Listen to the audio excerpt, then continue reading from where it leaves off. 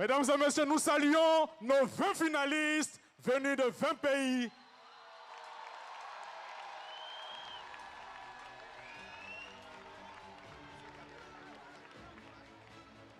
Et nous allons les inviter à présent à regagner les loges pour nous revenir cette fois-ci pour la compétition en elle-même. Merci.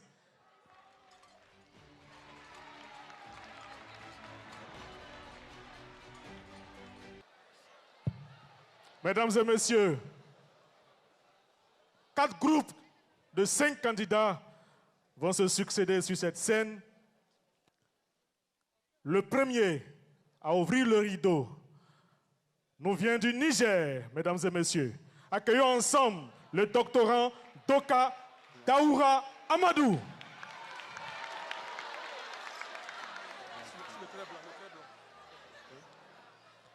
Il est doctorant en raffinage et pétrochimie à l'université Abdou Moumouni de Niamey.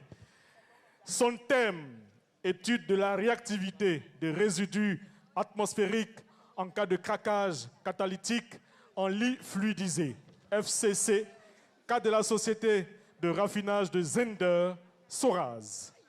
Qu'est-ce qu'il faut savoir sur Amadou? Pour Amadou, la vulgarisation scientifique est une sorte de publicité de transmission et de diffusion d'un ensemble de connaissances scientifiques et de savoirs par des techniques pédagogiques appropriées et en termes simples. Amadou, oui. Vous êtes prêt? Absolument.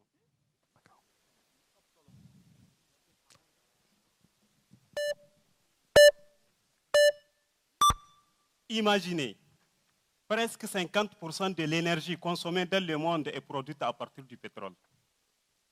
Très malheureusement, l'utilisation de ces derniers et ses dérivés tels que le gaz, l'essence, les gazoles, etc., génère beaucoup de composés très toxiques tels que le monoxyde de carbone, le dioxyde de soufre, le dioxyde d'azote, qui polluent l'atmosphère, dégradent l'environnement et l'écosystème.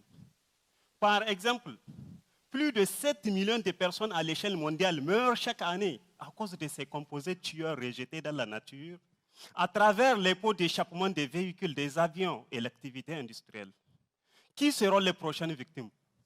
Toute la salle peut-être? Pas de panique. En tant que spécialiste de la science pétrolière, je vous apporte une solution révolutionnaire qui permet d'éliminer des éléments tels que le soufre, l'azote, l'oxygène et quelques métaux lourds, responsables de la formation de ces composés tueurs, de sorte qu'il n'y ait plus autant de victimes dans les années à venir. D'après mes investigations, la majorité de ces éléments se concentrent dans l'un des dérivés lourds du pétrole appelé résidus atmosphériques. Dans ma thèse, l'objectif est donc de valoriser ce résidu par la technique de valorisation à haute température, basse pression et en présence d'un catalyseur. Alors, je m'intéresse au résidu de la société de raffinage de Zender appelée Soraz. Pour y arriver, je considère mon laboratoire comme un atelier de cuisine dans lequel je dispose de 3 casseroles interconnectées de tailles différentes. Alors je prends ces résidus que j'introduis dans la casserole du milieu, j'ajoute un bouquet garni et des ingrédients supplémentaires tels que l'azote et l'eau acidifiée. Puis hop, j'allume le feu. Attention, pour ne pas tout cramer, je règle la température et la pression des services. Ah, j'ai oublié de vous dire que le bouquet garni n'est que le catalyseur qui est séparé de la cuisson après quelques secondes puis envoyé à la casserole de gauche où il est recyclé à 700 degrés pour une nouvelle recette. Quant à la cuisson, elle est envoyée à la casserole de droite où je sépare mes différents plats tels que le gaz, l'essence, le kérosène, les gazoles, etc. en fonction de leur poids. Ensuite, je détermine leur quantité puis je teste leur qualité. Ce test de qualité m'a permis de découvrir la bonne recette après plusieurs essais en changeant à chaque fois la température et pression des services. Mesdames et messieurs, j'ai également découvert que certaines molécules réagissent mieux avec ces catalyseurs pour me donner le maximum de plats consommés par mes clients potentiels qui sont les voitures et les avions, etc. La vulgarisation de mes travaux permettra aux pays du monde entier et particulièrement aux pays africains de mieux valoriser les résidus pour vendre les produits pétroliers à un prix abordable. Je vous remercie.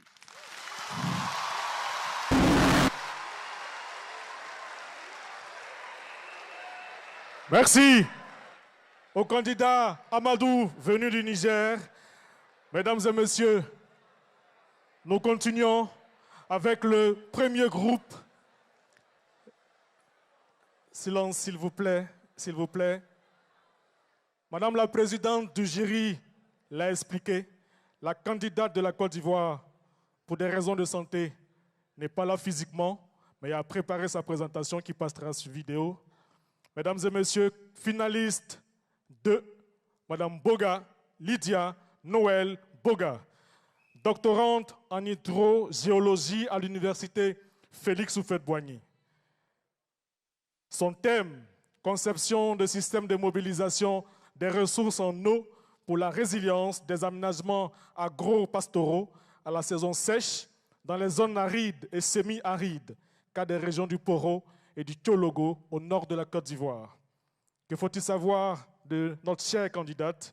D'après Lydia, il est essentiel de ne pas uniformiser les langues dans un contexte de mondialisation, mais de favoriser leur coexistence. Elle considère qu'en respectant et en préservant chaque langue, on garantit la transmission des savoirs, des identités et des patrimoines culturels.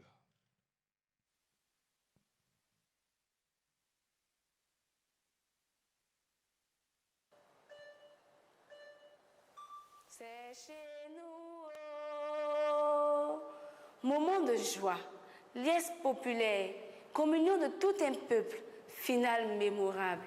Ah, que c'était beau! Ce jour-là, figurez-vous, mesdames et messieurs, était aussi l'anniversaire de M. Yao, époux de ma tante Aya, qui, pour faire plaisir à ce dernier, décida de lui confectionner son repas préféré, du bon foutou mignam accompagné de la sauce guaguassou. Recette typique baoulé, un des principaux peuples du centre de la Côte d'Ivoire. Pour cela, vite au marché chez sa vendeuse de légumes habituelle, puis chez une autre. Et là, surprise, pas de légumes. Renseignement pris, le fournisseur n'a pu les approvisionner à cause de l'avancée de la sécheresse dans sa zone de production. Ah oui, les affres du changement climatique font désormais partie du quotidien de nos pays. Inondations par-ci, sécheresse par-là. Aujourd'hui, intéressons-nous à Dame Sécheresse. Elle débarque sans prévenir, s'installe où elle veut et s'attaque à nos précieuses ressources en eau, rendant l'agriculture de plus en plus difficile et même l'élevage. Dans ma zone d'études au nord de la Côte d'Ivoire, elle s'installe pour 7, 8, 9 mois par an. Mais ma thèse et moi avons décidé de changer la donne. Mon objectif est très ambitieux, rendre l'eau disponible pour l'agriculture en dénichant les eaux cachées sous nos pieds. Je réalise ce que j'appelle une radiographie de la Terre, c'est-à-dire identifier depuis l'espace toutes les sources d'eau souterraines. Mais ce n'est pas tout. Sur le terrain, mon dispositif me permet de scanner le sous-sol couche par couche et détecter avec précision la profondeur des eaux souterraines. Et là, bingo, l'eau est identifiée sans aucun risque d'erreur. Il ne reste plus qu'à l'exploiter. Pour ce faire, j'installe des forages. Mais attention, pas n'importe lesquels. Des forages fonctionnant à l'aide de panneaux solaires. Fini les factures d'électricité salée ou les générateurs polluants. C'est propre, abordable et ça marche, enfin, tant que le soleil ne nous facture pas ses rayons. L'eau étant captée, il ne reste plus qu'à la stocker dans des réservoirs, puis la distribuer à travers un réseau de canalisation, puis la distribuer aux plantes à l'aide de simples tuyaux et de vannes de contrôle. Résultat, des plantes verdoyantes en pleine saison sèche. Alors, cher public, imaginez un monde où Dame Sécheresse n'a plus le dernier mot. Avec ma solution, nous pouvons désormais transformer les coins les plus arides en de véritables paradis agricoles pour les anniversaires de plus en plus réussis. Joyeux anniversaire!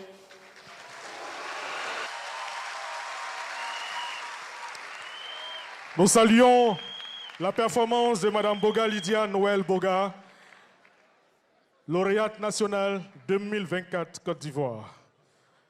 Finaliste numéro 3, doctorante en sciences marines et halieutiques à l'université de Tulia.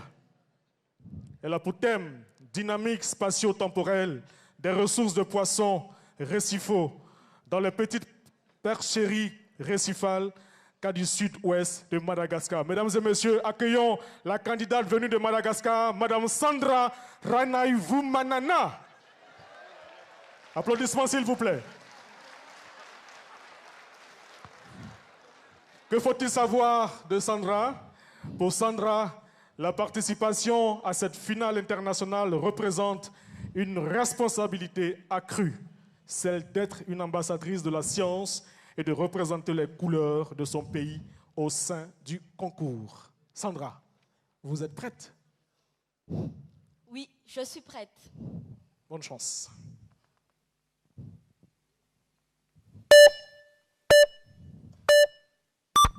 Soleil tropical, sable blanc, mer turquoise, des pirogues à voile qui dansent au gré des vagues. Et au loin, vous entendez la vendeuse de poissons? Filles, bienvenue sur les côtes du sud-ouest de Madagascar. Ici, la mer est bien plus qu'un paysage, un terrain de jeu pour les pêcheurs comme Béhamel et un puits inépuisable de fruits de mer qui alimentent nos marchés. Félix et ses amis pêchent toutes sortes de poissons dans les récifs coralliens. Ces écosystèmes aux allures de grands aquariums, comme dans le monde de Nemo, où on a Dory, Monsieur Gill, des mérous, des dorades et même des sardines. Mais attention, voilà surgissent les méchants de l'histoire. Dégradation des habitats, surpêche avec des pratiques de pêche non sélectives. Ils épuisent les trésors du puits et vont impacter la durabilité de l'activité de pêche ainsi que la disponibilité des poissons dans nos assiettes. Et oui, ce problème va au-delà de nos frontières. Imaginez un peu un monde sans poissons. Fini le poisson avec de l'attiéké et pire, plus d'argent pour les pêcheurs. Ma mission est donc de sauver le monde de Nemo et celui de Félix. Durant ma thèse, j'ai passé 15 mois dans les villages de pêcheurs pour peser, mesurer et identifier les poissons capturés par les pêcheurs. L'objectif était de savoir combien ils capturaient selon les pratiques de pêche, quelles espèces, des poissons adultes ou même des petits bébés. Et en embarquant des GPS sur les pirogues, j'ai pu retracer avec précision la localisation de leurs zones de pêche. J'analyse ensuite toutes ces données afin de comprendre comment la quantité et la composition des poissons capturés variaient par mois et par village. Ce qu'on a découvert, la région a une incroyable richesse avec plus de 200 espèces de poissons. Cependant, les captures diminuaient de 10 à 20% chaque année et les poissons pêchés étaient de plus en plus petits en 5 ans à cause de l'utilisation de filets en moustiquaire. Face à ce constat, nos résultats vont aider les gestionnaires à identifier les espèces et les zones qu'il faut protéger à travers des réserves marines par exemple, et plus important, orienter les pratiques de pêche comme l'augmentation de mets de filets, voire l'interdiction de ces filets en moustiquaire. Des solutions qui seront bénéfiques tant pour les récifs coralliens que pour les 2000 ménages de pêcheurs qui dépendent de la pêche. Et grâce à tout ça, nous pouvons rêver d'un monde sans fin où Félix et ses amis vécurent heureux et eurent beaucoup de poissons pour les générations futures. Mesdames et messieurs, notre voyage touche à sa fin. Merci beaucoup. Merci Sandra. Merci et bonne chance pour la suite. Mesdames et messieurs, avec votre permission, nous allons ensemble saluer la présence de M. Epiphane Zorobi Balo, président de la Haute Autorité pour la Bonne Gouvernance, représentant son Excellence M. Tiemoko Mélié, vice-président de la République de Côte d'Ivoire. Mesdames et messieurs, applaudissements pour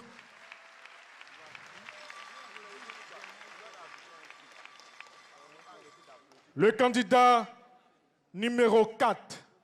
Il nous vient de la Belgique. Mesdames et messieurs, accueillons ensemble M. Antoine Hide.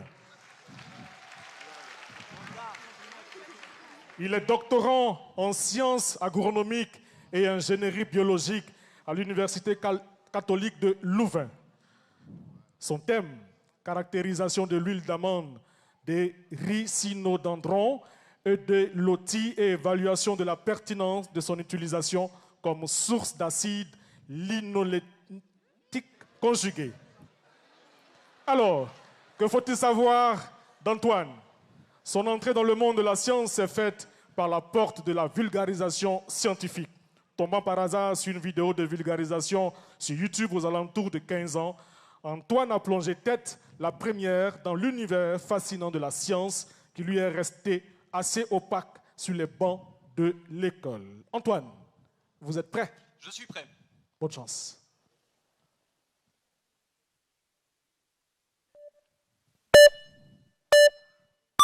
Je crois que peu importe d'où on vient, on peut tous se mettre d'accord ici ce soir pour dire que le gras, c'est la vie.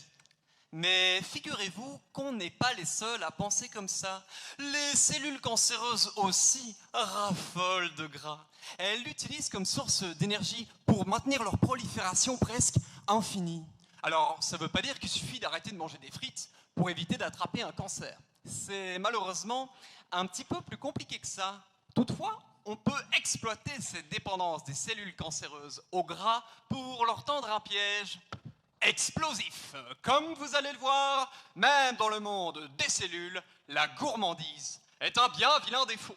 Il existe dans la nature une petite série de plantes qui produisent des huiles végétales bien particulières. Ces huiles contiennent des molécules sobrement appelées acides linoléniques conjugués. Ces acides linoléniques conjugués pourraient s'apparenter à des petites bombes moléculaires très sensibles et extrêmement destructrices. Mis au contact de ces huiles, nous avons observé que les cellules cancéreuses, pensant avoir affaire à un bon repas bien gras, somme toute, assez classique, autorisent l'entrée de ces petites bombes en leur sein.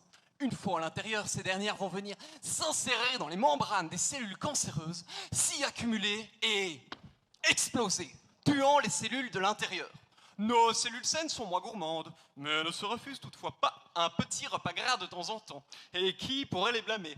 Heureusement, elles sont équipées d'un arsenal enzymatique pour les défendre. Chacune de nos cellules a à disposition une armée de démineurs experts, prêts à désamorcer la moindre bombe qui s'infiltrerait en son sein. Ouf! Il y a toutefois un hic. Ces huiles végétales qui ont tout du cocktail Molotov sont extrêmement rares. Pour en trouver, j'ai dû voyager jusqu'en Afrique de l'Ouest et par un hasard assez fortuit, jusqu'en Côte d'Ivoire. Ici pousse un arbre majestueux appelé ricynodendron. L'huile de ce ricynodendron contient énormément de ces petites bombes moléculaires. Elle est utilisée traditionnellement comme aliment ou en application cosmétique sur la peau. On n'a alors pas la moindre idée de l'arme de destruction massive qu'on détient entre nos mains. Comme un artificier doit prendre des précautions lors de la manipulation d'explosifs sensibles, il est capital de s'occuper avec grand soin de l'huile de ricynodendron. Les petites bombes qu'elle contient sont si sensibles qu'un simple contact avec la chaleur ou la lumière du soleil suffit à les détruire. Dans mon travail de recherche, je tâche de stabiliser, de chouchouter, de bichonner cette huile de ricynodendron si précieuse pour que toutes les petites bombes qu'elle contient restent intactes avant le moment propice où elles pourront s'infiltrer dans une cellule cancéreuse, s'insérer dans ses membranes et exploser au moment du bouquet final. Merci Antoine et bonne chance pour la suite. Le candidat finaliste numéro 5 vient mettre un terme à ce premier groupe. Il nous vient du Sénégal, mesdames et messieurs. Accueillons ensemble le doctorant Jean-Baptiste Mansali.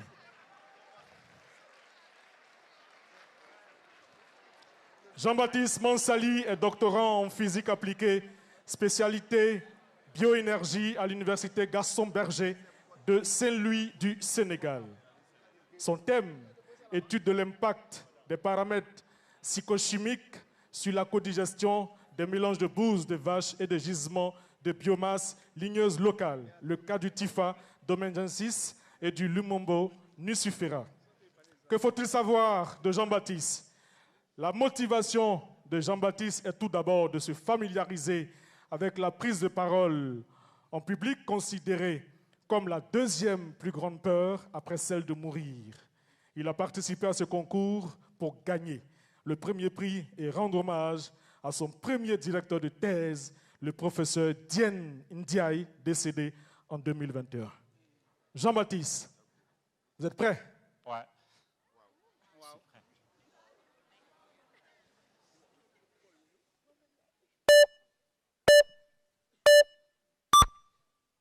3 enfants.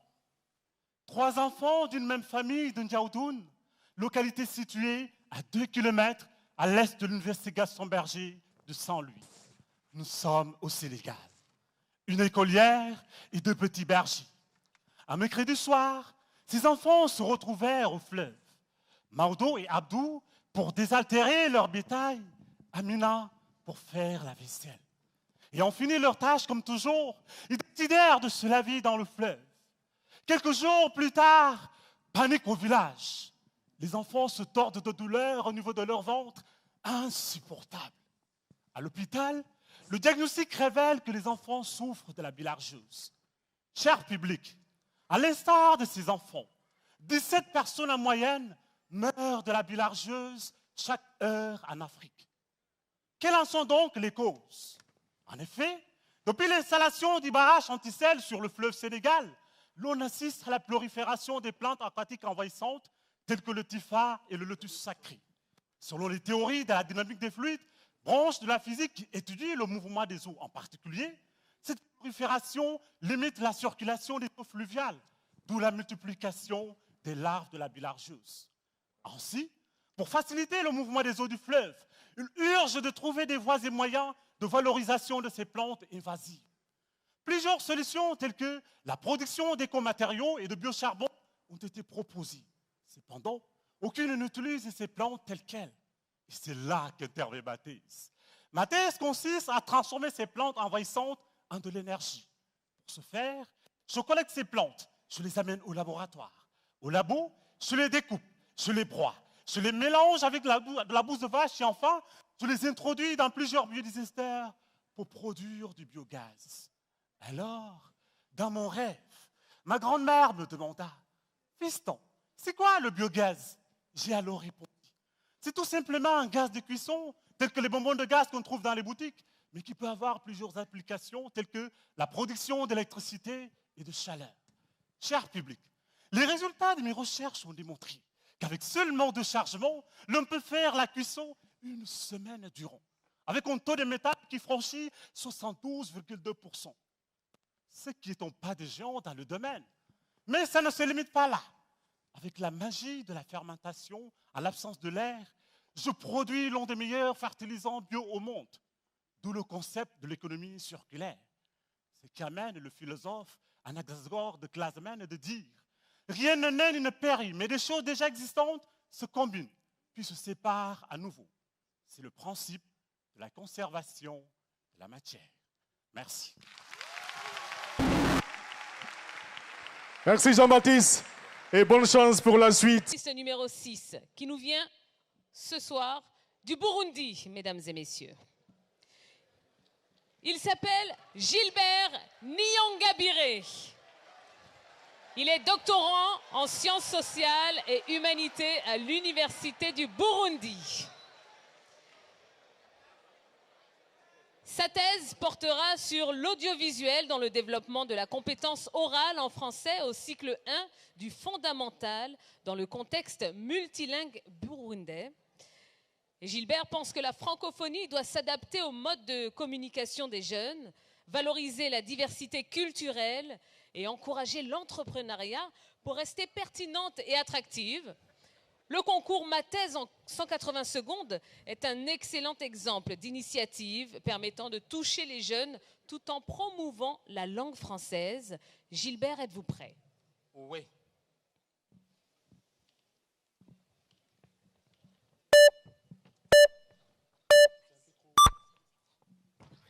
Oh Viviano, oh, l'audiovisuel va faire les choses, va changer les choses. Gilbert Nyongabire, je suis doctorant à l'Université de Burundi. Je suis en train de mener mes recherches sur l'audiovisuel dans le développement de la compétence orale en français, dans le cycle 1, dans le contexte multilingue burundais. Alors, voici ce qui m'est arrivé en situation de classe avec mon enseignante. Allez, aujourd'hui, on va apprendre à répéter les mots suivants. Chagrin, grammaire, globe terrestre. Moi, madame, ben oui, Gilbert, chaguelé, gramelle, gros BCLS. Non, Gilbert, mais madame, pourquoi? Ben, Gilbert, tu en sauras les réseaux plus tard. J'ai finalement coupé j'ai rompu cordon ombilical avec cette école. Et heureusement, j'ai eu de la chance parce que j'ai été interpellé par mon oncle pour commencer mes études dans une école où il y avait de la télé. Savez-vous ce que j'ai vu le premier jour où on a allumé la télé? Waouh! J'ai grandement ouvert les yeux et j'ai vu des vidéos captivantes, des jeux interactifs. Et tout cela, c'est cité à l'imitation. C'était cadence audiovisuelle. Transforme-moi l'apprentissage en une aventure immersive. Chers amis, ok. Alors, je me suis dit, il faut me poser la question. C'est en 2022 que je me suis dit, en quoi et comment l'audiovisuel peut-il transformer la compétence orale tout en tenant compte du multilinguisme? J'essaie de trouver une réponse à cette question en me disant ceci, l'audiovisuel peut contribuer au développement de la compétence orale en français, tout en tenant compte du multilinguisme et en suscitant l'interaction des étudiants. Je me suis dit, non, il ne faut pas s'asseoir, hein. Il faut aller enquêter. Je suis en train de mener mes recherches. Une étude qualitative dans 12 classes du pays, avec 600 élèves comme population d'enquête, et en faisant recours à des techniques appropriées. Observation des pratiques de classe, entretien avec les enseignants, et puis en faisant recours à NVPOP comme outil d'analyse des données. Mesdames et messieurs, ça ne s'est pas arrêté là. Mes résultats provisoires sont prometteurs. Et puis, je veux vous poser une question. Vous n'avez pas besoin que vos enfants apprennent très bien le français en contexte multilingue, très bien. Ben, faites recours à l'audiovisuel, je vous en assure. Par ailleurs, je cite, j'entends et j'oublie, je vois et je retiens, je fais et je comprends. Ça, c'est l'audiovisuel. Ça va transformer le monde. Merci.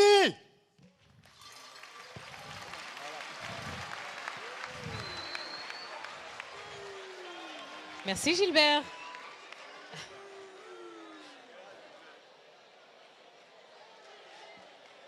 Allez, on peut l'applaudir très très fort.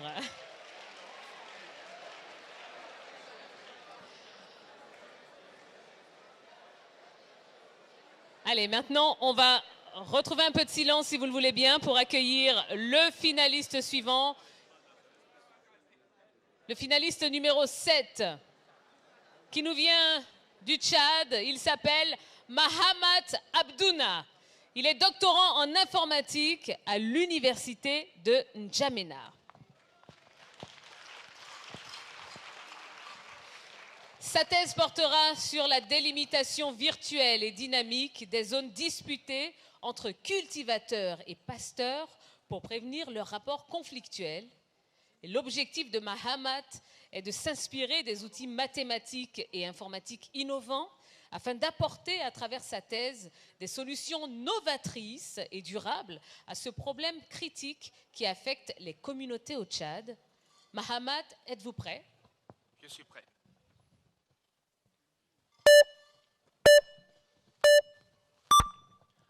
Un pays sur deux en Afrique subsaharienne est touché par un phénomène. Vous vous posez la question de quoi est-ce que je parle? Eh bien, ce soir, je vais m'entretenir avec vous sur le conflit entre agriculteurs et éleveurs. Je suis persuadé que la plupart d'entre vous ont déjà entendu parler de ce phénomène. Je commencerai donc par vous poser une question. Est-ce que vous connaissez le dénominateur commun de tous les Africains? Certains d'entre vous me diront, c'est l'Afrique, puisque nous appartenons. Eh bien, je vais vous le dire, tenez-vous bien, le dénominateur commun de tous les Africains, c'est le fait de se réunir autour d'une boule, accompagnée de sauces délicieuses et succulentes, quelle que soit sa nature. Mais pour collecter les ingrédients nécessaires à la préparation du repas, il y a des personnes qui travaillent très dur pour les ingrédients, à savoir les agriculteurs et les éleveurs. Mais l'on constate que ces derniers ne parviennent pas à cohabiter pacifiquement à cause des conditions climatiques dont vous connaissez. Parce que nous assistons à des conflits entre agriculteurs et éleveurs, et ces conflits font des dégâts énormes, voire des pertes de vies humaines non négligeables. Il y a eu des tentatives pour trouver des solutions à ces problèmes. Des autorités, en passant par les chefs religieux, les problèmes ne font que perdurer. C'est ce qui intervient mes travaux d'études. Je me suis donc posé la question, comment mettre le numérique au service d'une cohabitation pacifique entre agriculteurs et éleveurs? En d'autres termes, trouver une solution informatique pour stopper ce phénomène ou du moins faciliter la cohabitation entre agriculteurs. Actuellement, il existe des couloirs de transhumance sous forme de piquets, comme solution adaptée dans plusieurs pays en Afrique subsaharienne. Au cours de mes recherches, j'ai découvert qu'il existe également des solutions informatiques, notamment le virtual fencing, qui permettent de créer des enclos virtuels, mais qui sont adaptés à la gestion des animaux domestiques. À moi, j'ai modélisé et simulé un couloir de transhumance virtuel, modulable et adapté à différentes saisons de l'année. Ce couloir permettra d'empêcher les animaux de franchir les limites virtuelles créées grâce aux colliers portés par les animaux. Et ces colliers vont jouer le rôle des stimulus auditifs pour les animaux obéissants, mais aussi un stimulus électrique pour ceux récalcitrants afin de les contenir dans le couloir tout au long du chemin qui sera emprunté par les animaux. Et grâce à cette solution trouvée, à l'aide des outils automatiques et informatiques, nous pouvons dire vive la cohabitation pacifique entre agriculteurs et éleveurs dans toute la zone sahélienne de l'Afrique. Pourquoi pas dans le monde? Nous pouvons également dire vive le dénominateur commun de tous les Africains dont vous connaissez désormais, je l'espère bien. Vive la boule!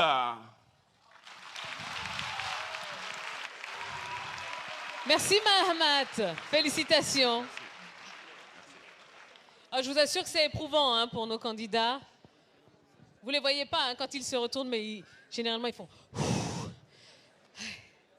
Bon, voilà, ça s'est bien passé. Allez, on va poursuivre avec le finaliste numéro 8 qui va représenter ce soir le Bénin. Il s'appelle Venance Aurélien Pessou Aouansou. Il est doctorant en sciences de la santé à l'université d'Abomey-Calavi. Sa thèse portera sur la prévalence et facteurs associés aux violences obstétricales dans les centres hospitaliers et universitaires de Cotonou en 2023. Le but ultime de Venance est d'améliorer au mieux la relation soignant-soigné pour que les deux parties soient toujours satisfaites de leurs interactions. Venance, êtes-vous prêt? Oui, je suis prêt. Oui, je suis prêt.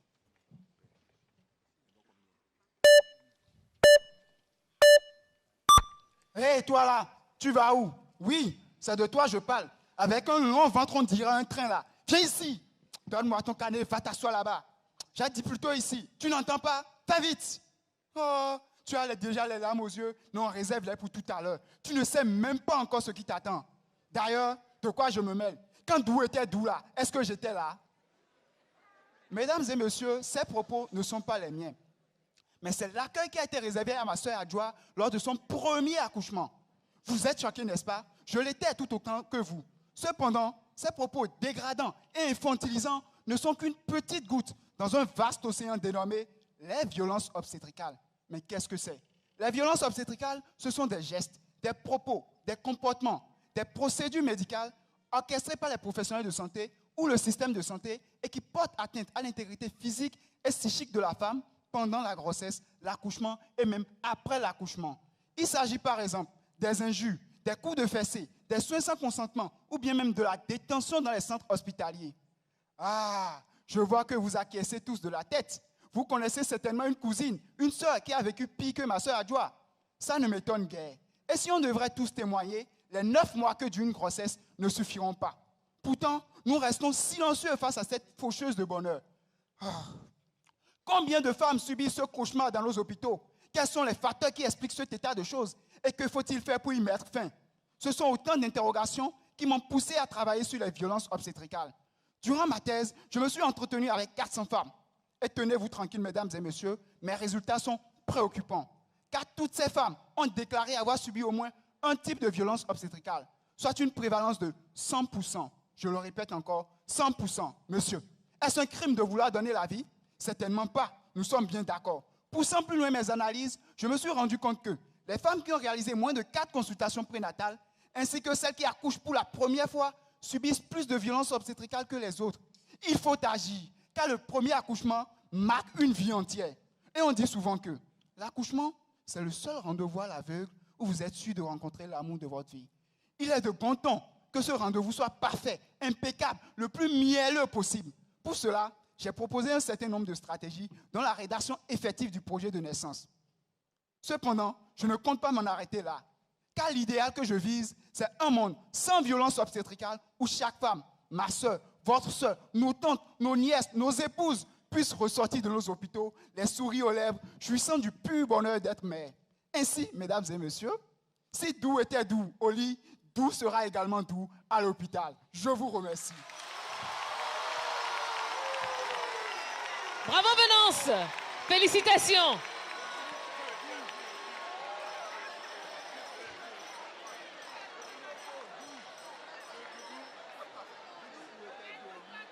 Allez, non, on ne va pas commenter la dernière phrase. Non, pas du tout. Je vous propose de passer au finaliste suivant. Il portera le numéro 9 ce soir, s'il vous plaît, mesdames et messieurs. Il représente le Burkina Faso. Il s'appelle Gaël Sommet. Il est doctorant en économie à l'université Norbert Zongo.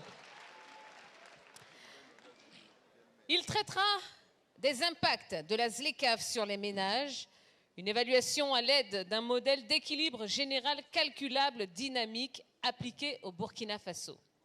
Et pour Gaël, même si cette compétition demande extrêmement de temps de préparation et de concentration, il faut toujours se dire que c'est un jeu en tant que tel, dont les résultats ne doivent en aucun cas empêcher les finalistes de prendre plaisir sur scène, et on espère qu'il en prendra du plaisir. Gaël, êtes-vous prêt? Oui, je suis prêt.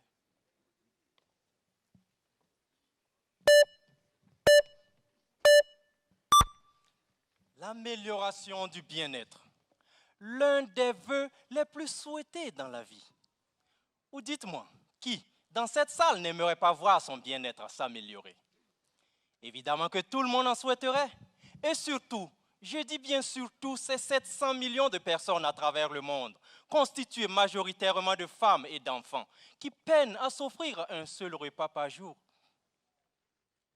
Les conflits armés, les crises sécuritaires, la hausse continue du prix du baril de pétrole et les tracasseries douanières aux frontières font grimper chaque jour les besoins de ces populations, surtout en Afrique. Cher auditoire, vous êtes peut-être également témoin de la crise de confiance grandissante des populations africaines vis-à-vis des organisations d'intégration sous-régionales qu'elles estiment inefficaces dans la lutte contre la pauvreté. Mais face à toutes ces situations, je vous assure qu'il existe néanmoins une lueur d'espoir. Et c'est d'ailleurs cela l'objectif de ma thèse. Montrer comment la zone de libre-échange continentale africaine, à l'image d'un immense hall d'un grand marché, où chaque pays africain représente une boutique remplie de produits locaux pouvant s'échanger sans barrière ni frais d'accès, pourrait améliorer le bien-être des ménages. Et pour y parvenir, je me suis procuré les dernières données mondiales sur le commerce et celles récentes sur l'économie et les conditions de vie des ménages, ce qui m'a permis de faire des projections sur une période de 10 ans grâce à une méthode basée sur des simulations.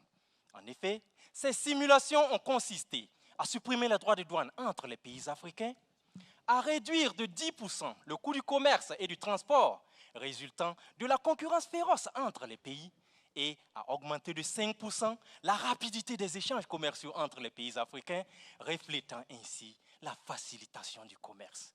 Et figurez-vous qu'en procédant ainsi, j'ai pu montrer que les prix des produits alimentaires baisseront en moyenne de plus de 5% et le revenu des ménages pauvres augmentera de plus de 4%, traduisant ainsi une véritable renaissance de leur pouvoir d'achat. Formidable, n'est-ce pas?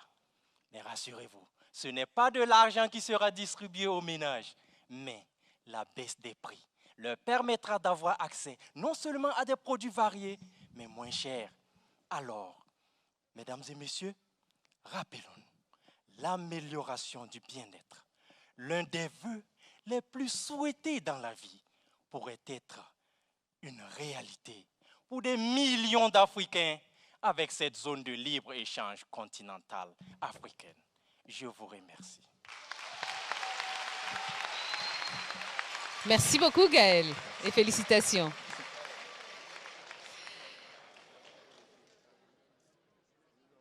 Elle porte le numéro 10 et ce sera la dernière candidate de ce deuxième groupe.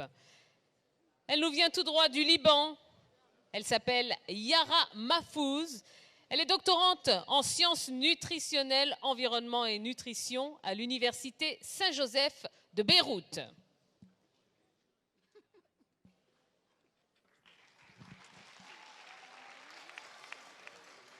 Son thème, c'est l'évaluation des niveaux de dioxine et de furane dans les milieux maternels au Liban, facteurs prédictifs et corrélation avec les paramètres anthropométriques des nouveau-nés.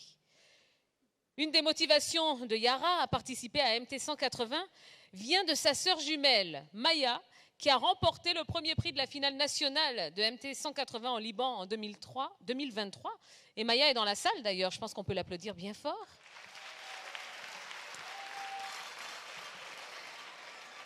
Et Yara veut également rendre hommage à son pays, le Liban, qui est actuellement en période de guerre. Yara, s'il vous plaît, mesdames et messieurs. Yara, êtes-vous prête? Oui. Vous m'entendez bien? Oui. Oui, je suis prête.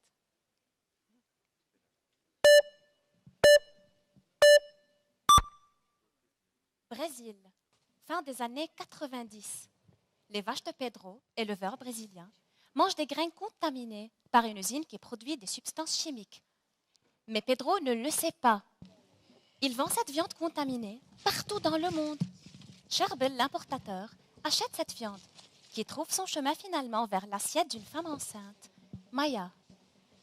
Cette viande transporte avec elle des polluants dits dioxines. Elles sont persistantes, cancérigènes et causent des troubles des systèmes hormonaux, neurologiques et immunitaires.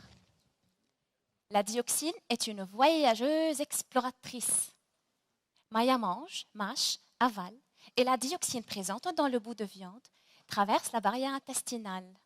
Pas besoin d'un passeport. Elle se déambule dans le sang, jusqu'à arriver à son hôtel 5 étoiles préféré, le tissu adipeux.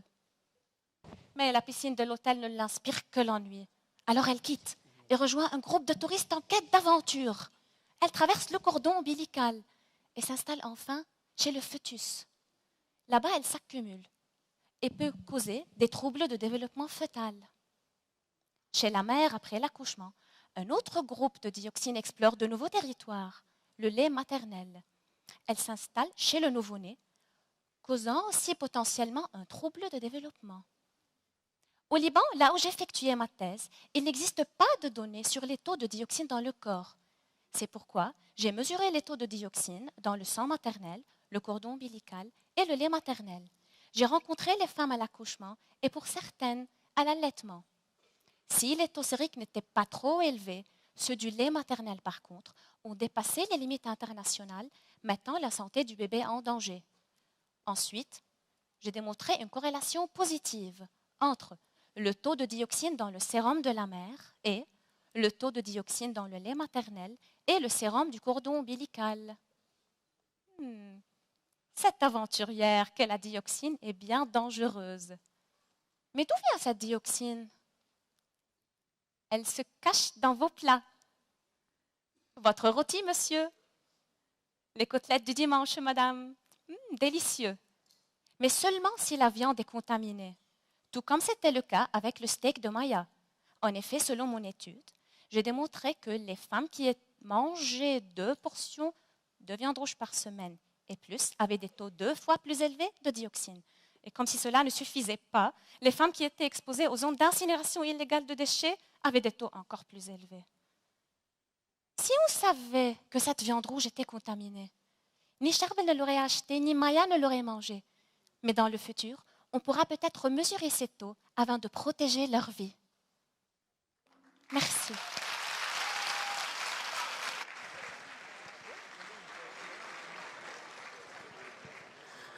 Applaudissements pour Yara, mesdames et messieurs. Et pour les 10 premiers candidats qui se sont succédés sur ce podium, sans transition aucune, nous allons attaquer. Le temps que nous soyons prêts avec le candidat finaliste numéro 11, mesdames et messieurs, je vous informe que le public vote à la fin du concours. Le code sera affiché ici, on pourra scanner en ligne comme nous qui sommes présents.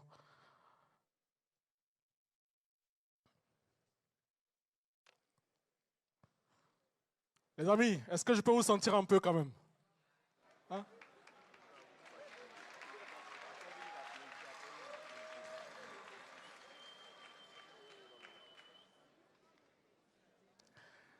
Candidat finaliste numéro 11, il nous vient du Canada. Mesdames et messieurs, accueillons ensemble Paco Alvarez.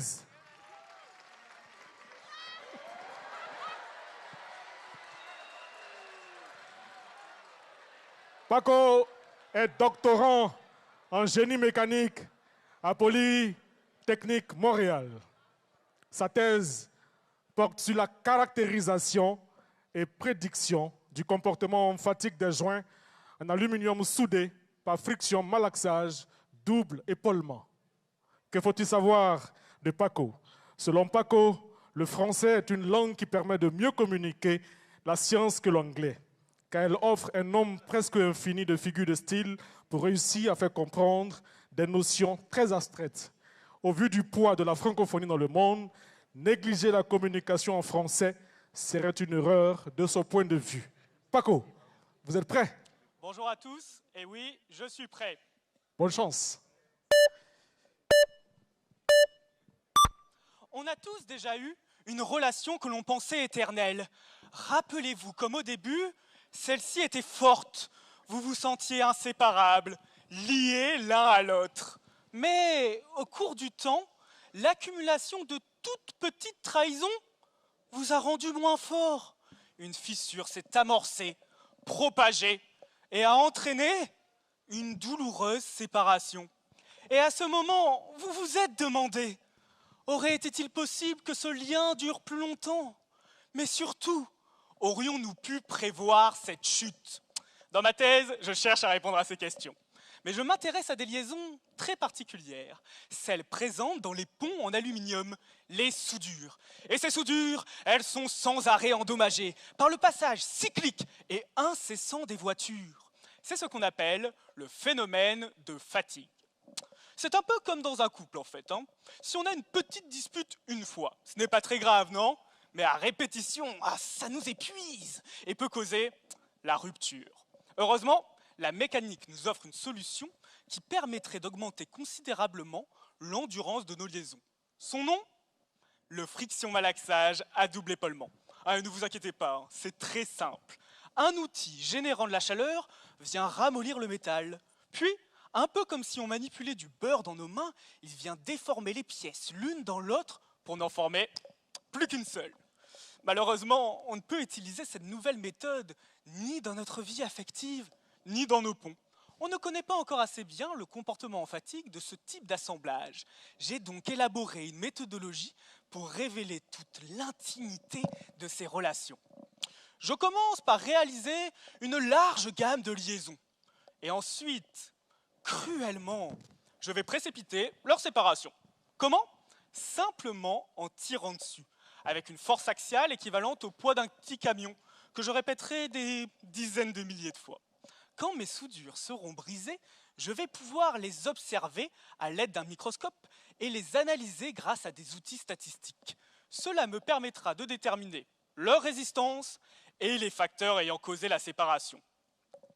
Toutes ces informations, elles me sont en fait très utiles pour construire ce fameux outil de prédiction, une sorte de copie virtuelle du pont qui, en connaissant les conditions de trafic routier et le comportement d'une seule soudure, me permettra de déterminer l'endurance de l'ouvrage entier. Bon, pour résumer, je serai bientôt en mesure de réaliser le rêve de tous les thérapeutes de couple, connaître à la simple vue d'une liaison la date de la séparation, mais surtout sa cause, dans le but de mieux l'éviter. Merci. Merci Paco et bonne chance pour la suite. Nous accueillons à présent la candidate finaliste numéro 12. Elle nous vient de l'île Maurice. Mesdames et messieurs, accueillons ensemble Madame Véronique Nancourt. Doctorante en art du spectacle à l'Université de Maurice. Son thème, le spectacle vivant engagé à Maurice, un marronnage culturel. Que retenir de Véronique? Dans le but d'allier la recherche à l'artistique, Véronique est engagée dans la préservation et la transmission de la tradition orale mauricienne. Dans la préparation du concours, son coach principal a été Noé, son fils de 10 ans, que nous saluons et je pense qu'il nous suit en ligne également. Véronique, vous êtes prête? Ça va. Bonne chance. Enfant, mon grand-père me racontait des contes. Tizan était le personnage principal. Ce n'est que peu avant sa mort que j'ai compris que mon grand-père était un conteur, parmi les derniers de l'île Maurice, et que Tizan était un symbole, la voix des esclaves et de leurs descendants. Dans ma thèse, j'étudie le spectacle vivant engagé, comme le conte et la musique. Je mets l'accent sur le marronnage culturel, c'est-à-dire la résistance non violente à travers la créativité. Imaginez l'océan Indien, nous sommes dans le passé. Débarquent à Maurice des esclaves. À coups de fouet, ils construisent la colonie, au prix de leurs larmes, mais aussi au prix de leur vie. Pourtant, l'histoire les oublie et les dépeint soit comme des victimes, soit comme des sauvages. Mais l'histoire officielle est écrite par les puissants. Ma thèse dévoile l'histoire du point de vue des opprimés. Ma thèse s'intéresse à ceux qui useront de l'art pour résister. Résistance non violente est égale marronnage culturel. Il est écrit dans le Code noir, l'esclave est un objet meuble. Le Code noir dit encore, rassemblement interdit. Pourtant, des hommes, des femmes ont dit non, leur arme, la résilience. Dans ce contexte naîtra un instrument, la ravane. De la ravane naîtra une musique, une danse, le séga. Dans le silence de la déshumanisation naîtront les contes de Tizan, les contes en créole. Ensuite prendra vie un théâtre mauricien dénonçant les injustices. Ma thèse servira de base pour préserver, transmettre et faire vivre ce patrimoine. Aussi ma bien noir, mais lui donne-moi l'espoir, qui un jour me retrouve la lumière. Le siècle des Lumières en a inspiré plus d'un. Moi, je me laisse guider par la lumière des ancêtres. Cette thèse, je la dédie à Tizan et aux enfants, héritiers de ce patrimoine. L'art vaincra.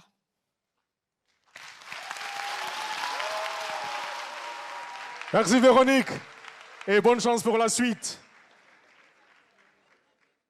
Candidate finaliste numéro 13. Elle nous vient du Maroc.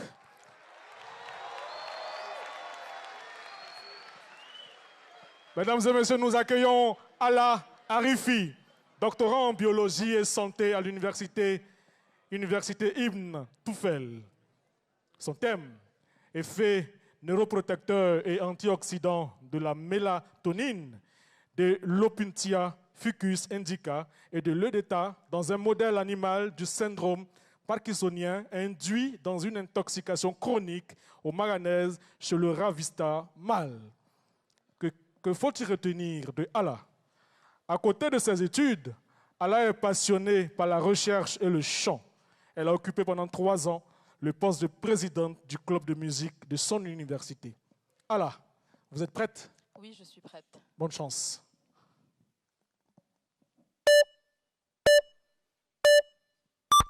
Je ne rêve plus, je ne fume plus, je n'ai même plus d'histoire. Je suis malade, complètement malade. Mesdames et messieurs, ceci n'est pas une pause musicale. C'est une chanson reprise par Lara Fabian pour exprimer sa souffrance face à la maladie de sa maman. Un mélange d'Alzheimer et de Parkinson. Ce soir, Je veux vous parler d'une maladie qui n'est pas la maladie de Parkinson, mais qui y ressemble fortement. Il s'agit du manganisme, une atteinte du système nerveux causée par le manganèse lorsqu'il est en excès dans l'organisme. Son accumulation dans le cerveau conduit au syndrome parkinsonien bien connu, tremblements, troubles de la locomotion, état dépressif et d'autres signes. Dans ma thèse, je m'intéresse aux intoxications chronico-manganèses suite à une exposition continue. C'est le cas de certaines activités industrielles dont l'extraction minière de cet élément. Et vous savez sûrement que plusieurs pays africains sont de gros producteurs de manganèse dans la Côte d'Ivoire. Pour ma part, c'est en découvrant le manganisme chez des travailleurs d'un gisement minier au sud du Maroc que j'ai décidé d'en faire mon sujet de thèse.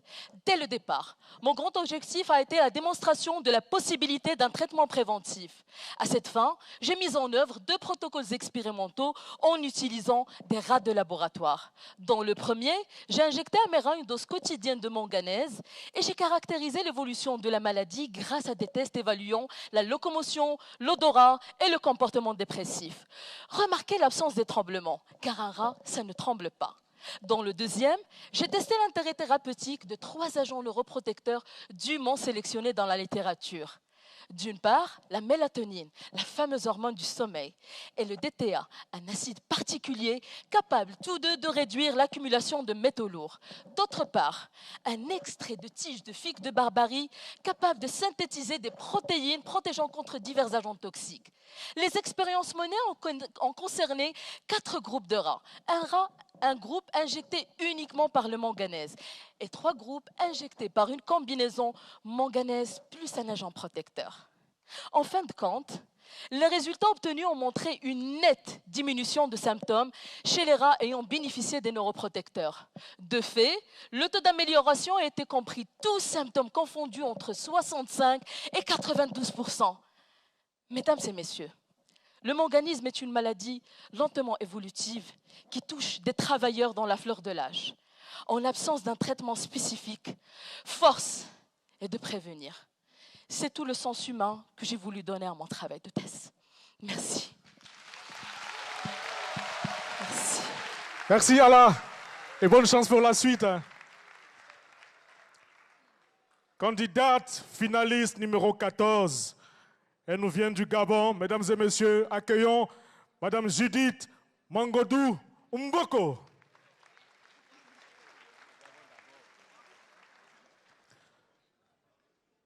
Doctorante en ethnolinguistique à l'université Omar Bongo. Son thème, étude comparative de la connaissance traditionnelle des plantes chez les Okandé, B32, et les Saké, B251, cas du parc de Lopé. Que faut-il savoir sur Judith? Son travail est motivé par la conviction profonde que la diversité linguistique et culturelle est un patrimoine à protéger. Judith s'engage ainsi avec assiduité et passion à apporter sa contribution à la sauvegarde de ces richesses immatérielles. Judith, vous êtes prête? Oui, je suis prête. Bonne chance. Merci.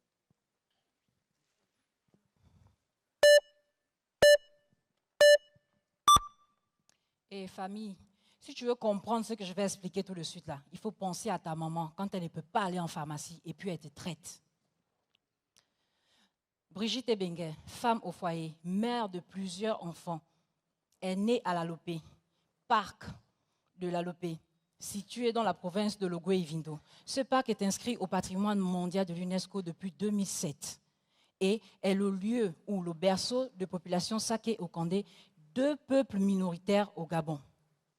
Dans son rôle de femme au foyer, Brigitte Ebengue consacre sa vie au bien-être et à la santé de ses enfants. Mais cette maîtrise des plantes va bien au-delà des rapports entre l'humain et ses enfants. Elle est là pour démontrer l'existence d'un rapport entre l'homme et son environnement.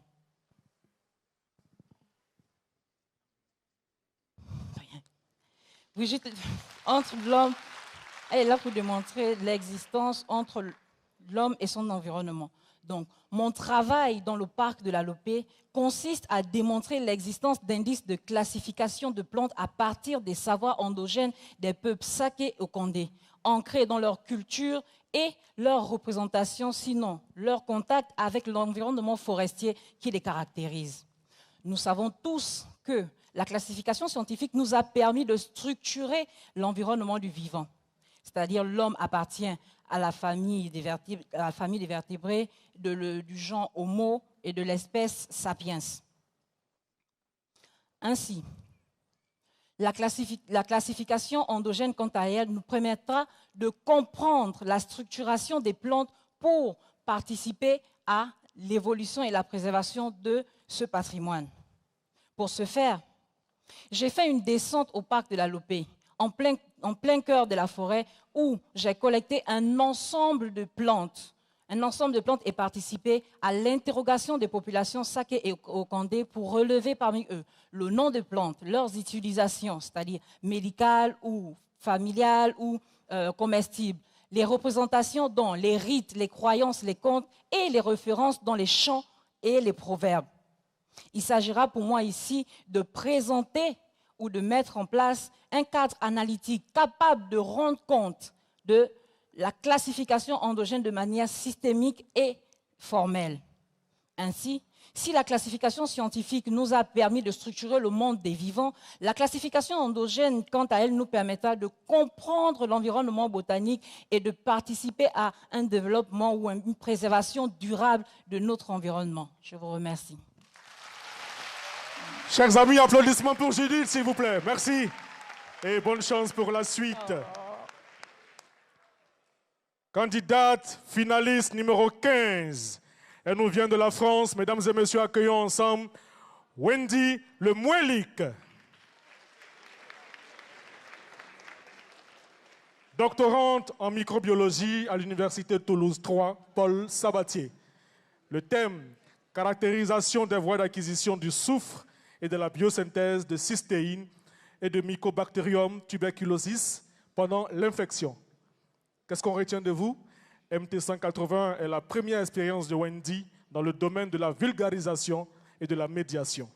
Cette aventure lui a appris qu'elle aimait cela et lui a donné envie de participer à d'autres événements de médiation, comme la Nuit des chercheurs qui vient d'avoir lieu en France. Wendy, vous êtes prête? Je suis prête. Bonne chance. Merci.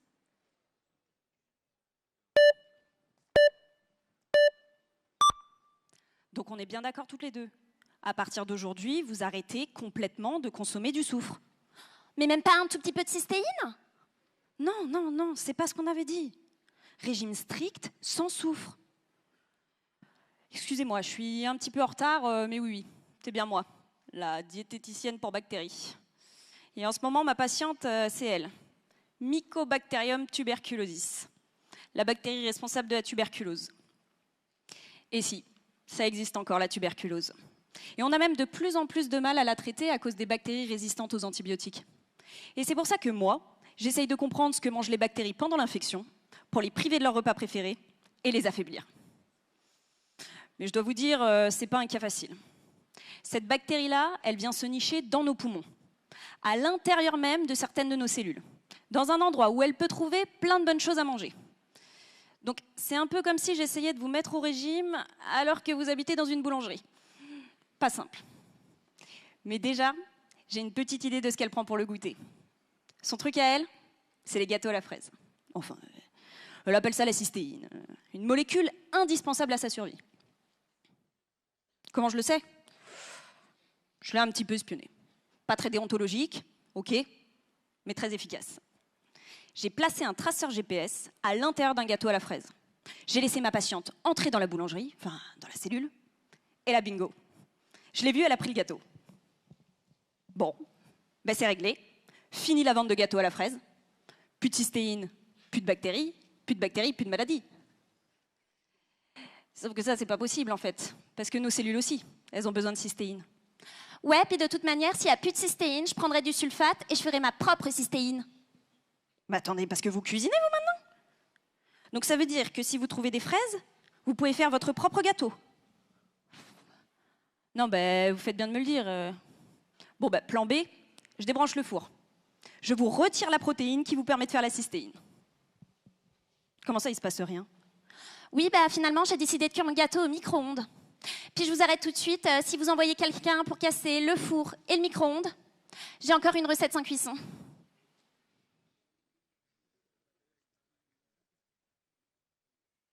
Donc ça, en biologie, c'est ce qu'on appelle la redondance fonctionnelle. Plein de manières différentes de faire la même chose. Bien utile pour elle, mais pas très pratique pour le régime. Bon, mais attendez, ok, ma patiente, elle connaît toutes ses recettes. Très bien. Mais peut-être que pendant l'infection, elle a une recette préférée. Reste plus qu'à trouver laquelle. Allez, patient suivant.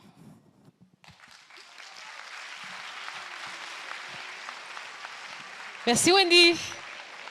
Bravo, félicitations. Bon, je pense qu'on s'est toutes reconnues, mesdames, hein, dans cette histoire de gâteau à la fraise. Allez, on va enchaîner maintenant avec le groupe numéro 4. Et la première candidate de ce groupe numéro 4 nous arrive tout droit de Tunisie. Elle s'appelle Maïssa Makni. Elle est doctorante en art et médiation, design, image à l'Institut supérieur des arts et métiers de Sfax. Le thème de sa thèse est le suivant: publicité et interactivité communautaire sur les réseaux sociaux, cas des adeptes des grandes firmes internationales. Et de cette finale internationale, justement, Maïssa s'attend à plein d'explorations et de découvertes où les finalistes pourront apprendre les uns des autres à travers la diversité des sujets présentés. Et pour elle, cette finale est une occasion d'échanger avec des chercheurs venus d'horizons différents. Maïssa, êtes-vous prête? Oui, je suis prête.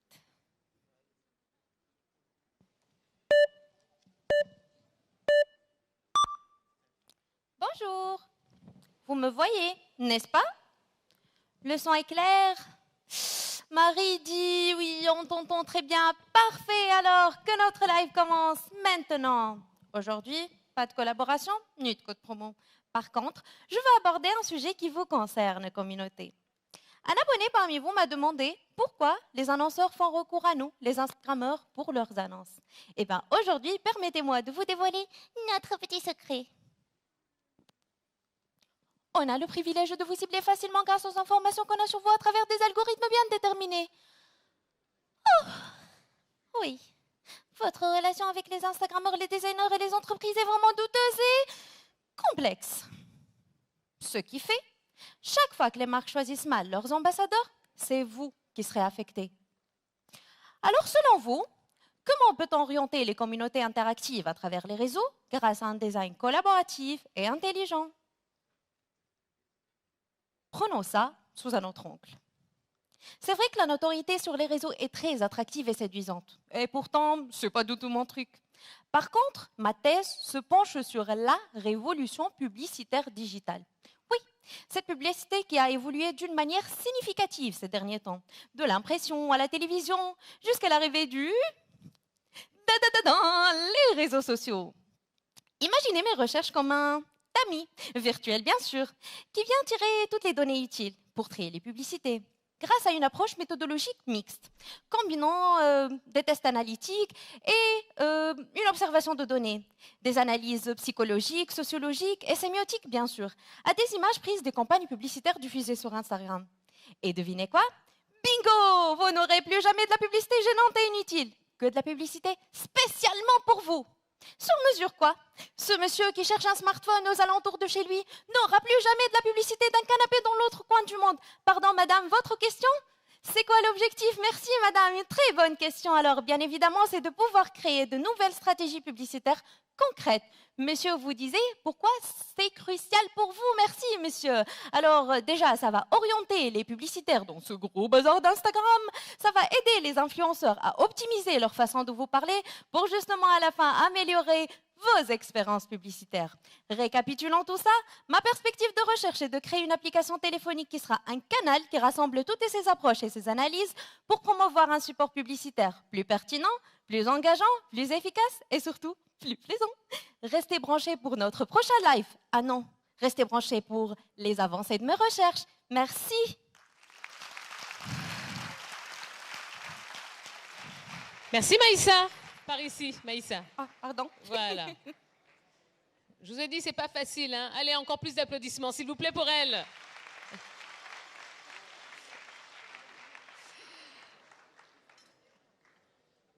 Il nous reste 4 finalistes. Et celui qui arrive, c'est le finaliste numéro 17. Il représente ce soir la Roumanie. Il s'appelle Ismaël Mahboub. Il est doctorant en physique à l'université Babech-Bolaï de Cluj-Napoca, en co-tutelle avec l'université du Mans en France. Son thème, c'est l'étude et la détection des interactions biomoléculaires ADN-ARN par spectroscopie Raman exaltée de surface. Et pour Ismaël, cette compétition est une opportunité pour élargir sa palette professionnelle grâce à l'acquisition de compétences telles que la vulgarisation et l'éloquence. Ismaël, prêt? Je crois que je suis prêt, oui.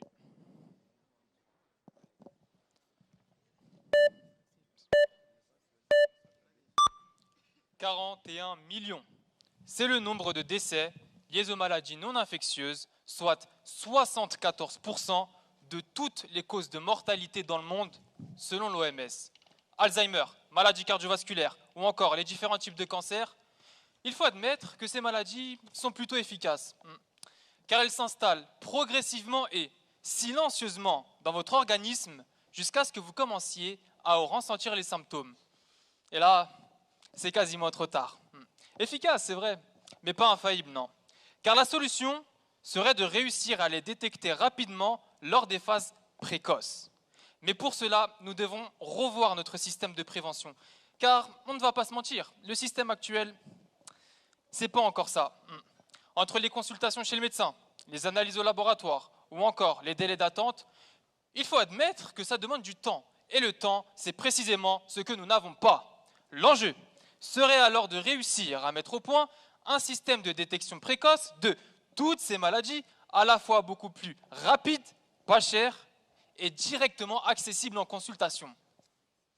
Ça tombe plutôt bien, car c'est précisément le sujet de ma thèse, qui porte sur la conception de nanobiodétecteurs se basant sur les prouesses de la nanotechnologie. Là, tenez-vous bien, car c'est révolutionnaire. Il nous suffirait de déposer une goutte de sang du patient sur le nanobiodétecteur et de lui envoyer de la lumière.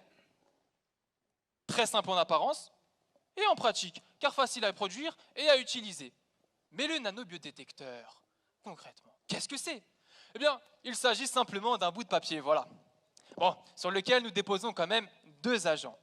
Agent numéro 1, des nanoparticules d'or. Alors, les nanoparticules d'or, ce sont des sphères d'or minuscules, invisibles à l'œil nu, possédant des propriétés incroyables, nous permettant de déceler tous les secrets de l'infiniment petit instantanément. Et pour cela, il nous suffit de lui envoyer de la lumière pour qu'elle nous en renvoie une différente avec un message particulier, nous permettant de savoir précisément ce qu'il se passe dans son petit monde.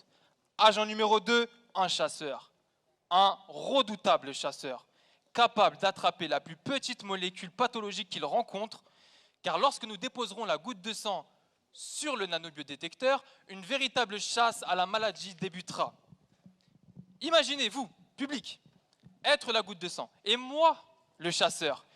Vous pourriez être des centaines, voire des milliers, que ça ne changerait rien, car je la sens qui est là ce soir et qui se faufile parmi vous. Mais elle ne peut m'échapper, vous comprenez? Elle ne peut m'échapper. Allô docteur, on a détecté le cancer. Car comme l'a un jour dit la grande Marie Curie, dans la vie, rien n'est à craindre, tout est à comprendre. Aujourd'hui est venu le temps de comprendre davantage afin que nous puissions avoir moins peur. Merci Ismaël. Sur le gong, hein, sur le gong.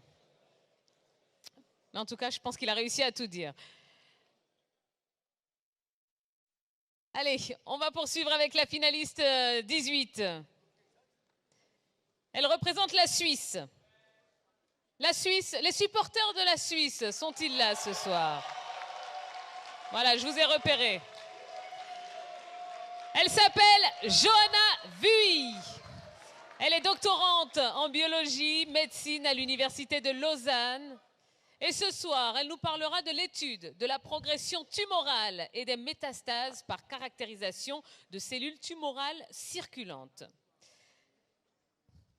D'après Johanna, MT180, c'est plein de choses.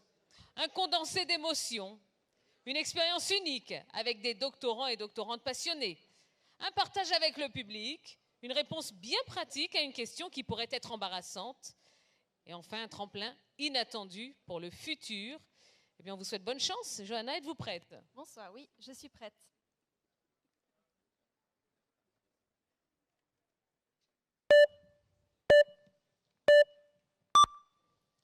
Il faut que je vous prévienne. C'est une histoire qui commence mal. Les brigands ont pris possession du vieux continent. Ils sèment la terreur, détruisent tout. Les plages grouillent de bandits quand soudain leur vient une nouvelle idée. Étendre leur territoire au-delà des flots, conquérir de nouvelles terres. Alors ces pirates assoiffés embarquent sur leurs navires. Par chance, la météo change et rapidement des flots bouillonnants engloutissent tous les pirates. Tous? Non. Certains survivent.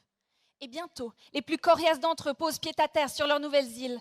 En un rien de temps, de nouvelles colonies de pirates se créent partout. Alors je les connais, moi, ces bandits. Je les ai même étudiés. Parce que ce périple, c'est ce que toute cellule cancéreuse métastatique doit effectuer. Qu'est-ce qu'une cellule cancéreuse? Eh bien, c'est une cellule qui se divise et prolifère sans contrôle dans un organe primaire, la peau, le sein, tels les brigands sur le vieux continent. Mais une cellule cancéreuse métastatique, elle, est beaucoup plus dangereuse. Elle circule dans les vaisseaux sanguins, tels les pirates sur les océans, pour envahir, coloniser de nouveaux organes et atteindre leur but ultime, former une métastase. Durant ma thèse en laboratoire, j'ai donc analysé ces cellules cancéreuses circulantes. À partir d'un simple échantillon de sang de patients, j'ai récolté ces malfrats qui me sont utiles pour répondre à de nombreuses questions. De quoi une cellule a-t-elle besoin pour survivre et proliférer? Et comment reconnaître parmi tous les pirates le plus féroce, celui qui mènera l'assaut? Dans le cancer de la prostate, j'ai comparé ces cellules tumorales à des cellules de prostate saines. Et j'ai découvert qu'elles se transformaient pour échapper au contrôle de notre immunité. En bref, ces cellules se travestissent, camouflent leurs signes distinctifs de pirates, le crochet, le cache-œil, pour passer entre les mailles de filet de notre système immunitaire. Et plus le déguisement est réussi, plus les cellules deviennent envahissantes. Néanmoins, j'ai réussi à bloquer ces systèmes de camouflage dans un modèle de souris. Et vous savez quoi? Leur système immunitaire a correctement identifié et efficacement éliminé ces cellules cancéreuses. Mon projet a montré qu'en démasquant ces cellules, on peut bloquer leur invasion. Des résultats prometteurs, surtout qu'il existe des médicaments qui pourraient neutraliser ce camouflage. Alors, oui, c'est une histoire qui commence mal. Pour tous les patients avec un diagnostic de cancer métastatique. Mais grâce à des projets tels que le mien, on espère identifier ces pirates menaçants, les cibler avec des traitements, bloquer leur invasion efficacement, tout cela pour que finalement nous transformions la fin de l'histoire et changions la vie de nos patients.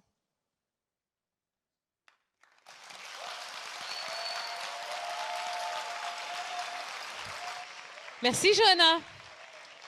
Merci infiniment, merci.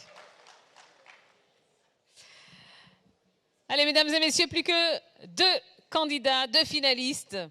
Et l'avant-dernière à se produire ici, sur scène, devant vous tous, nous arrive tout droit du Togo. Elle s'appelle Viviane Akwa Okpe Kotutu. Elle est doctorante en biochimie à l'université de Lomé. Ouais.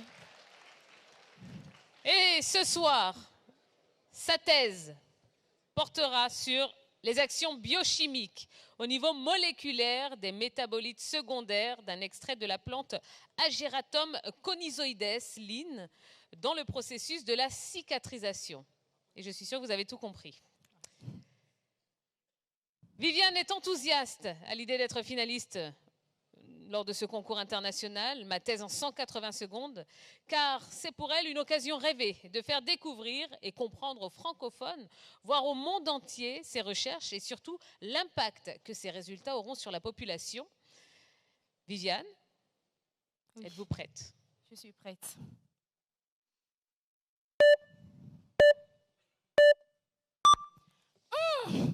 Que j'ai mal. Comment vais-je faire pour me débarrasser de cette plaie? On dirait que les antibiotiques ne marchent plus. Voilà que l'hôpital est loin et je n'ai même pas d'argent. Bonjour mon frère, pourquoi pars-tu seul ce matin? Regarde mon pied, Patrick. Je me suis blessée au champ il y a de cela 4 jours et me voilà déjà sur le point de perdre ma jambe. Mais Kofi, tu veux te laisser mourir pour rien? Tu ne connais pas de plante cicatrisante? J'en connais une. Si tu avais dès lors commencé par la mettre dessus, aujourd'hui tu serais guéri. Un instant, je reviens te soigner. 15 minutes après, Patrick revenait avec la plante en question. Il l'écrasa, nettoya soigneusement la plaie de Kofi, puis la lui appliqua. Il revenait chaque matin lui faire le même traitement, sans toutefois oublier de papoter un peu. Nous connaissons bien les vieux du village. Alors, 6 jours passèrent et Kofi avait repris ses activités, parce que la plaie avait totalement cicatrisé. Telle est l'histoire que me raconta mon oncle lorsque je lui rendis visite au village, tout en m'exprimant sa grande surprise, parce qu'il n'arrivait pas à comprendre, tout comme moi, l'efficacité aussi rapide de cette plante. Je lui ai promis de revenir lui expliquer. Je venais là de choisir mon sujet de thèse, étudier une plante qui cicatrise les plaies. Plus de temps à perdre, je suivis mon oncle au champ afin qu'il me montre la plante en question. Aussitôt vu, j'arrachai la plante de la terre, puis l'emmenai au laboratoire, là où la magie devait s'opérer. Il fallait que je connaisse les constituants de cette plante et que j'améliore son utilisation. Place à la recherche. Je découvris qu'elle s'appelait Ageratum conizoides, mais vous et moi allons l'appeler le terminus. Des plaies, bien sûr. Vous comprendrez plus tard le pourquoi. Je note qu'elle pouvait se retrouver ailleurs que dans mon village et qu'elle avait la capacité d'éliminer les microbes d'une plaie et de la faire cicatriser. Très rassurant ça. Je pris donc la plante, j'en ai fait un long traitement afin d'obtenir un extrait. J'ajoutais substance et substance à l'extrait obtenu et bim, je tombais sur des tanins, des flavonoïdes, des coumarines, des terpènes. Waouh, quelle richesse! Vous vous demandez sûrement quelles sont ces noms si compliqués. Eh bien, ce sont les éléments qui permettent à la plante de faire tuer les microbes. Je décide donc de faire des essais. J'ai recensé tous les microbes provenant de plaies qui sont arrivés au laboratoire au cours des 5 dernières années. 473 au total, dont 11 sont les plus fréquentes, sur lesquelles j'ai agi l'extrait de la plante. Tenez-vous bien, après 24 heures, tous les microbes étaient morts. Et ce n'est pas tout. Croiriez-vous qu'elle fait aussi multiplier les cellules qui permettent que la peau blessée soit recouverte? Eh bien, c'est ce que m'a révélé mon travail lorsque j'ai mis en contact l'extrait et les cellules responsables de la cicatrisation. N'ai-je pas trouvé le terminus des plaies? Mais rassurez-vous, je ne vous demanderai pas d'aller la chercher au champ à chaque fois que vous serez blessé. Je prévois de vous en faire une bonne pommade qui cicatrisera rapidement votre plaie. Heureusement que mon oncle est dans la salle et son regard me montre qu'il a finalement compris le pourquoi cette plante était si efficace. Merci. Merci Viviane.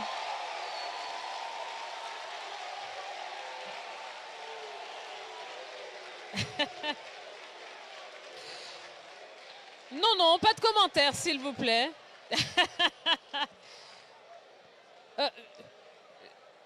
Je ne dirais pas qu'il y a eu quelques réactions au niveau des officiels. Je ne dirais rien. Sans commentaire, on attend jusqu'à la fin, voilà, pour pouvoir voter et se prononcer sur nos différents finalistes. Allez, ce sera la dernière finaliste de cette belle finale, de cette belle compétition. Elle nous arrive tout droit d'Autriche. C'est la finaliste numéro 20. Elle s'appelle Elisabeth Eisenberger. Elle est doctorante en linguistique française à l'Université de Vienne et à l'Université Grenoble-Alpes en co-tutelle. Comment l'orthographe influence les représentations phonologiques, l'acquisition de la liaison? Eh bien, c'est le thème de sa thèse. Elisabeth est convaincue que le temps investi dans les activités de communication est aussi précieux que la recherche elle-même. Comme l'a dit le chercheur William Thomson, la recherche n'est vraiment de la recherche que lorsqu'elle est communiquée. Eh bien, Elisabeth, on vous souhaite bonne chance. Êtes-vous prête? Je suis prête.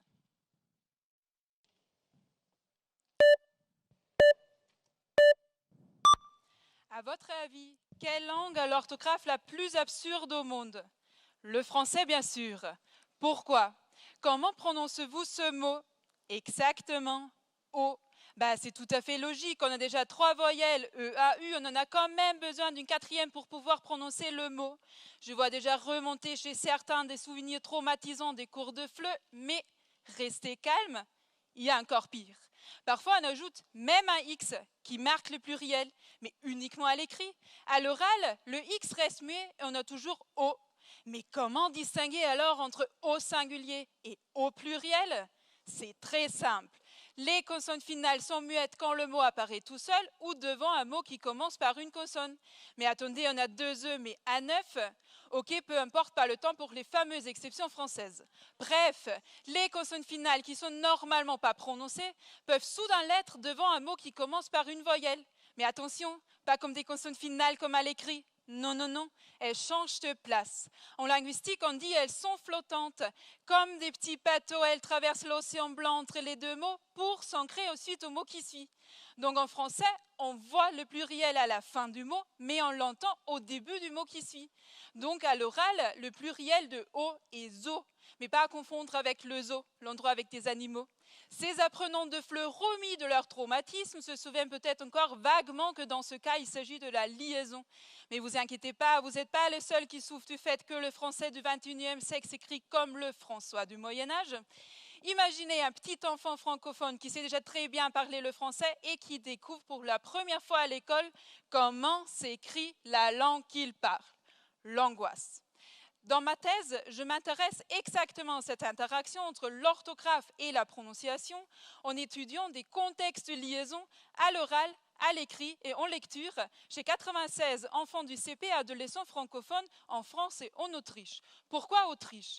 Parce que l'input oral joue aussi un rôle important dans l'acquisition de langage et a priori un enfant bilingue franco-germanophone en Autriche aura moins d'input oral en français qu'un enfant en France. Et en effet, les enfants en Autriche réalisent moins de liaisons.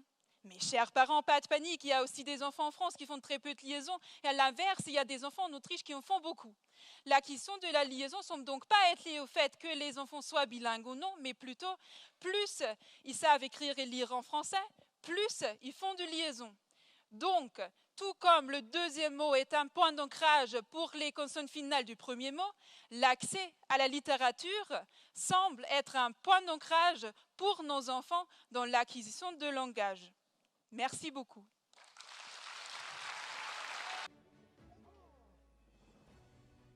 Alors, premier résultat, donc c'est le vote du public. Alors, un vote, on a eu 4419 votants. Et la gagnante, c'est Madame Boga.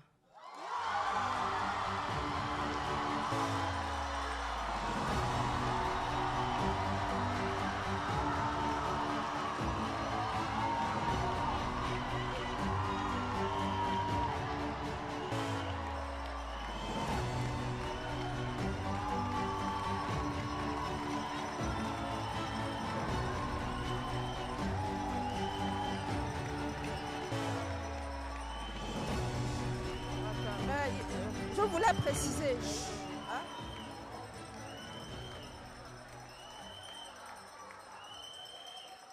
Alors, je voulais préciser.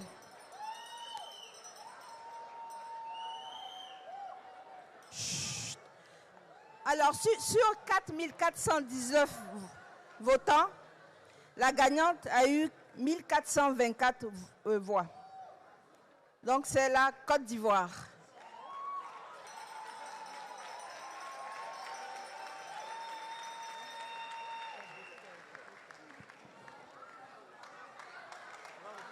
Donc je commence par 3e, 2e, et je garde le plan pour la fin.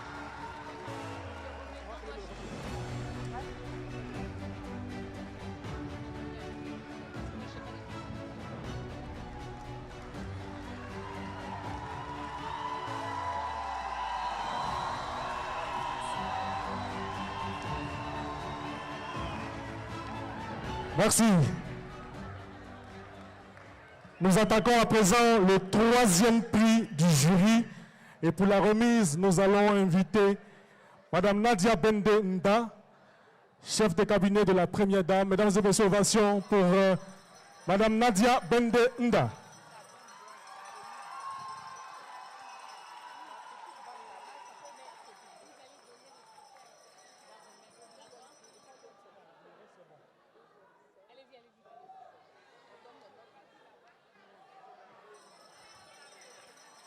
Ok.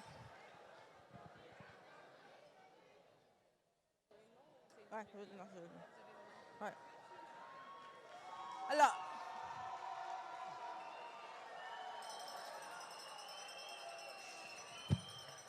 Mesdames et messieurs, un peu de silence, s'il vous plaît. alors le troisième prix. Le troisième prix revient à Madame Sandra Ranaïvona Mama. Donc, Madagascar. Madagascar. Sandra de Madagascar.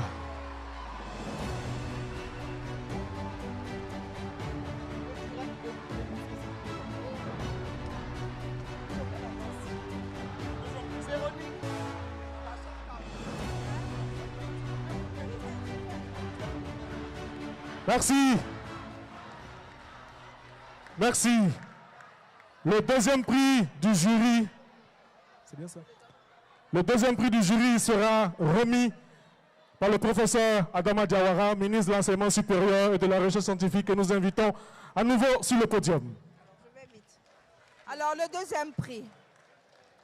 Le deuxième prix revient à Madame Akwa Kotutu du Togo.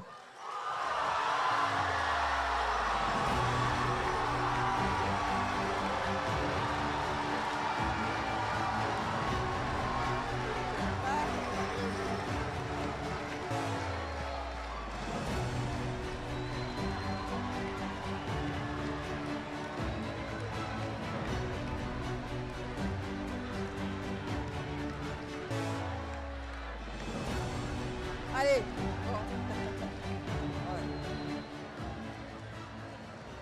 Ok. Voilà, on peut l'applaudir bien fort. Et nous allons passer au premier prix du jury qui sera remis par Monsieur Zorobi Balo Epiphane, président de la Haute Autorité pour la bonne gouvernance. Alors, le...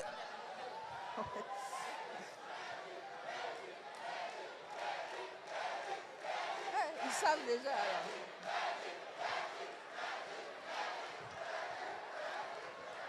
Alors, le premier prix. S'il vous plaît, mesdames et messieurs, s'il vous plaît. Le premier prix revient à Monsieur Antoine Hidé de la Belgique.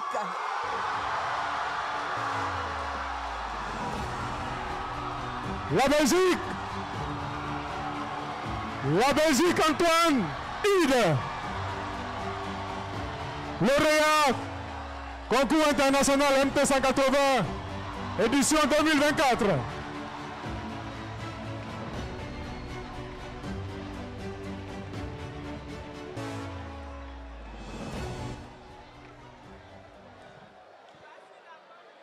Félicitations à tous les candidats, Tia, aux 20 candidats.